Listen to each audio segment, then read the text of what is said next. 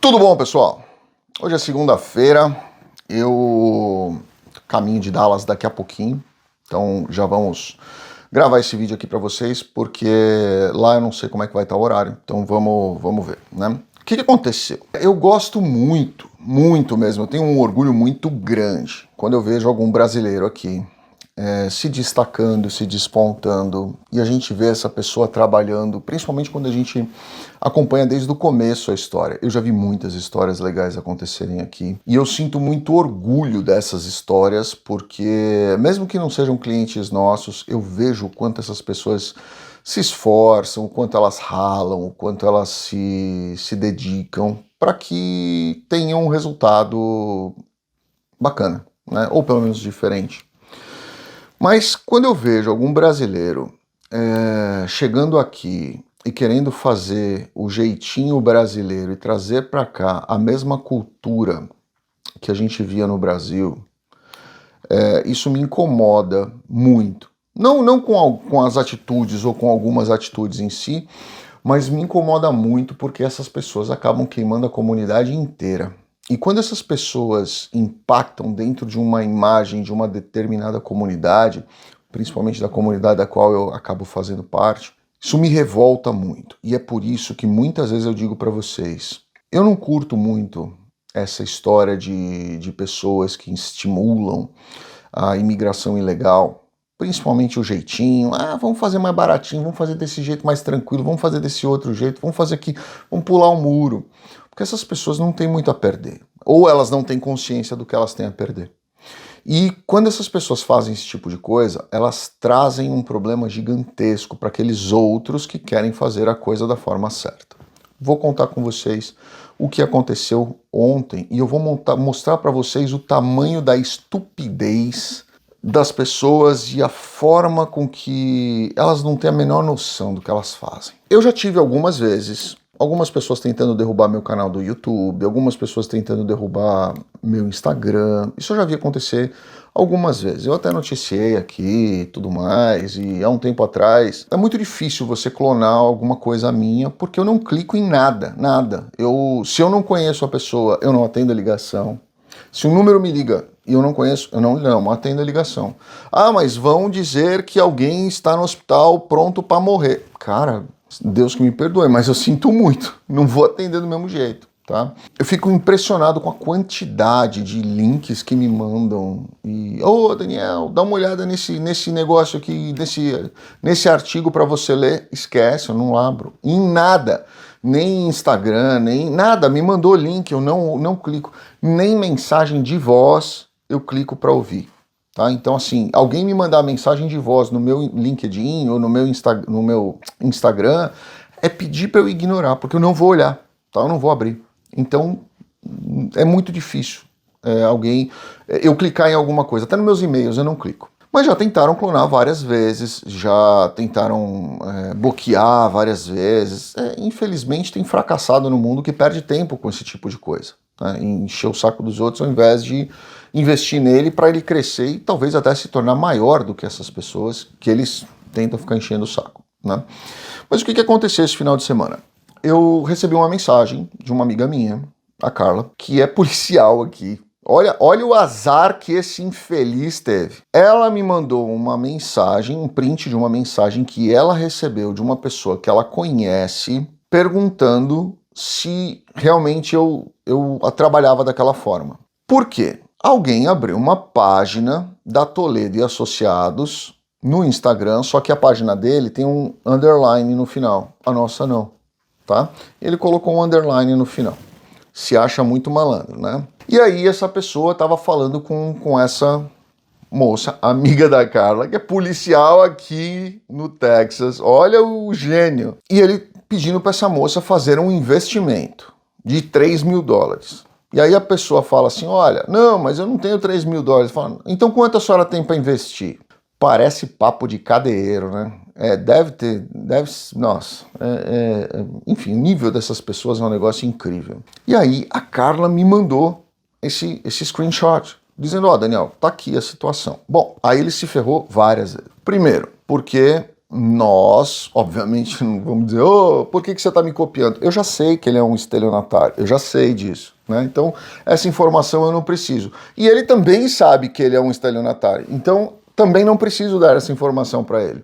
Mas eu queria documentar para a gente poder mandar isso para a polícia e fazer um report, né? E aí nós fizemos isso. E eu pedi para 3 pessoas que trabalham comigo simultaneamente puxarem conversa e pegarem ali alguns dados para a gente poder ter essas informações.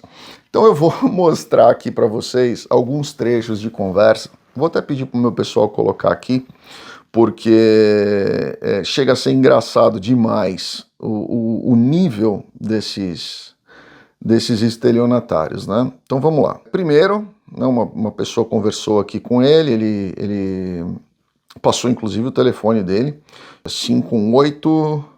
518-212-0160, 58, se eu não me engano, é Nova York, a região de Nova York, e ele abriu um Instagram com meus vídeos, com a minha foto, com o meu logo. Se gastasse esse tempo para estudar e fazer, ou trabalhar, ia ganhar mais dinheiro do que ficar tentando fazer esse tipo de coisa e não ia correr risco com a polícia atrás dele. Aí ele conversando com essa pessoa aqui, que foi teoricamente a vítima, ele diz que a pessoa precisa baixar o aplicativo do Binance para mandar $3.000 para ele. Ou seja, é um estelionatário que gosta de criptomoedas, né? Como todo estelionatário, né? Então, a pessoa precisa mandar para ele em criptomoedas. E ele acha que ninguém vai achar ele por causa disso daqui. Aí o que aconteceu? Na hora que a Carla me mandou isso, a própria Carla já falou assim, olha, Daniel, não é você? Eu falei, Carla, você... Ela falou, não, então eu vou fazer o seguinte, eu vou acionar, vou tirar o print disso aqui, vou acionar o departamento de crimes cibernéticos do FBI. Eu falei, não, passa à vontade, taca a pau. E ela fez. Aí, paralelamente, o meu pessoal entrou em contato com ele também ali, conversando com ele, explicou uma série de coisas e ele começou a falar em visto, né? E ele diz assim, quanto tempo demora para aplicar um visto? 2 semanas. Mas você sabe que isso lhe dará dinheiro para processar o visto para os Estados Unidos. Em qual cidade você quer morar? Em quanto tempo você vai ficar? Aí ele respondeu, beleza, ele falou assim, ok. Esse seu visto vai custar $5.000 e será processado em 2 semanas. E ele pergunta como que ele deve pagar, ele falou assim, antes de ser processado. Antes de ser processado o quê, o animal? Você não sabe nem o que você está falando, né? Mas enfim, e aí ele disse que ele não teria nada mais a ser pago. Lógico, depois do estelionato, você acha que alguém vai querer pagar mais alguma coisa sem ver número de processo ou alguma coisa? E processo de $5.000. E aí, para processar o visto, olha o que ele... Ou para processar o visto, tá? Olha o que ele pede para a pessoa. O que você vai precisar de documentos meus? Ele fala, apenas o seu endereço de e-mail e o seu passaporte internacional. Alguém já viu passaporte nacional? Você não precisa de um passaporte para andar dentro de um país. Aí ele continua uma longa situação. Aí ele pergunta, fala, não, mas qual a chance de recusarem meu visto e eu perder o meu dinheiro? Aí ele falou assim, não, o seu visto não será recusado. Pode confiar, la garantia sou eu. Ele continua conversando, tal, e aí ele pede um e-mail e que ele iria mandar um orçamento e tudo mais, e aí ele termina assinando lá, ó, enviarei todos os dados necessários para a papelada. Papelada. Qual advogado usa esse termo? Papelada. Só faltou ele terminar com o irmão aqui, que aí ficaria legal para combinar com o termo de cadeiro. Ele termina ali, obrigado, Toledo e Associados, tudo junto, tudo minúsculo, bacana. Muito legal. Muito legal. Mas o mais legal de todos é que é o seguinte, ele usa todas as minhas redes sociais, ali como nos links lá do coisa dele. E no WhatsApp dele, olha que legal, o e-mail dele é danieltoledoeassociados@gmail.com. Eu fico realmente curioso, de verdade, curioso mesmo, se alguém contrataria um advogado que tem um site no nome dele, que é o nosso caso, eu não tenho um, eu tenho 4, de 4 advocacias diferentes, das quais eu sou sócio. Para que eu iria usar um Gmail para me comunicar com o cliente meu? Ponto 1, né? Segundo, será que alguém ia fechar algum processo por uma conversa de Instagram? Desculpa, mas essa pessoa merece perder o dinheiro mesmo. Não conversou com o advogado. Não colocou o cenário possível para uma aplicação de visto ou qualquer coisa processual. Não teve um contato visual com a pessoa que você, teoricamente, foi contratar. Conversou de graça pelo Instagram. Quem me conhece sabe que, com certeza, esse não sou eu, tá? Então, por que eu estou trazendo isso aqui para vocês, essa informação? Esse tipo de situação, honestamente, não muda nada na minha vida. Se esse cadeiro acha que alguém vai tomar um golpe dele e vai vir me processar para falar, não, você é responsável por isso, tá totalmente equivocado, tá? Porque é nítido que eu não tenho absolutamente nada a ver com isso. Mas ele é tão burro, que ele resolve ir conversando com as pessoas, usando a minha foto e a minha imagem, eu sendo uma pessoa que tem aí um certo reconhecimento, a palavra certa não conhecimento, mas um certo reconhecimento. Ele achava mesmo que as pessoas não iam chegar em mim para vir me perguntar, olha, mas foi isso mesmo? Seja algum coitadinho que não tem dinheiro, ou seja alguém muito rico, pior ainda, para cair nesses golpes de cadeiro, mas ele achava mesmo que alguém ia cair nesse tipo de situação, né? Então, eu fico pensando, como essas pessoas são burras de pega alguém desconhecido, porque aí não vão chegar nele. E o pior, ele foi tão burro e azarado que quem chegou em mim para me trazer essa informação foi a Carla, que é policial. A própria Carla já saiu mandando bala em volta dessa situação, porque uma amiga dela estava sendo vítima desse cadeiro. Percebem como a coisa é imbecil? Aí o que acontece? Esse tipo de gente faz esse tipo de besteira, obviamente ele é pego, obviamente vão rastreá-lo, eu tô nem aí, tá? Mas vão rastreá-lo, e aí essa pessoa cai e vai na manchete do jornal ali, brasileiro é pego por dar fraude nos Estados Unidos. Mais um. Esse é o ponto. E aí, eu, você, quem tá querendo vir aqui para os Estados Unidos, quando chega aqui, vai se deparar com as pessoas que leram esse tipo de situação. E na hora que essas pessoas chegam aqui com os melhores das intenções, elas encontram portas fechadas. Porque algum cadeiro veio querer dar golpe de cadeiro, que é normal no Brasil isso acontecer, né? Quis dar golpe em pessoas pensando que estava aqui nos Estados Unidos e estava coberto e estava tudo tranquilo, porque ele pulou o muro. Esse é o ponto que eu questiono sempre para as pessoas que apoiam a imigração ilegal. Esse é o ponto que eu questiono sempre para as pessoas que dão dicas de como pular o muro, de como fazer, de como contratar um coiote, de como fazer. Esse é o ponto que eu critico muito e questiono muito. Porque quem está entrando, ele já não tem muito a perder. E para ele colocar o dele a perder, é porque ele não está nem aí com o seu. E se ele não está nem aí com o seu, a consequência que vai ter é com você, não é com ele.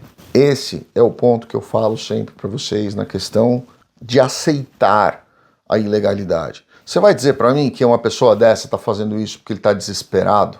E essa moça que respondeu aí para essa amiga da policial que respondeu para ele, olha, eu não tenho $3.000 para investir. Aí ele pergunta, quanto você tem para investir?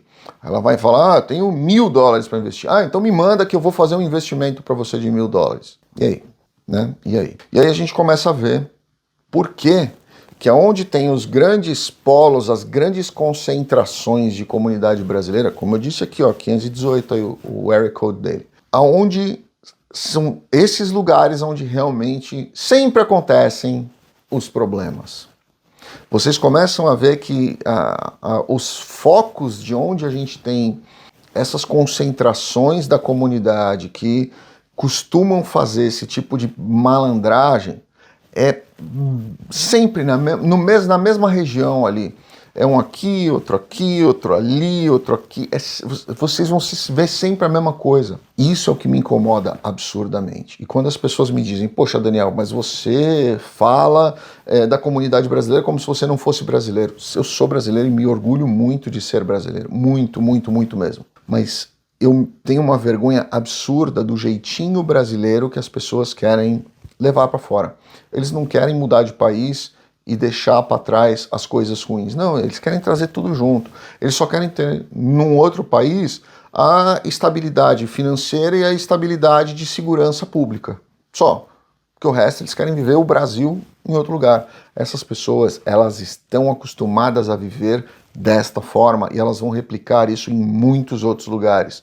E é por isso que eu tanto que critico e questiono, porque nesses anos todos em que eu estou fora do Brasil, eu vejo isso acontecer constantemente. Seja comigo, seja com conhecidos, seja com clientes, seja com amigos. Eu vejo toda hora esse tipo de coisa acontecer.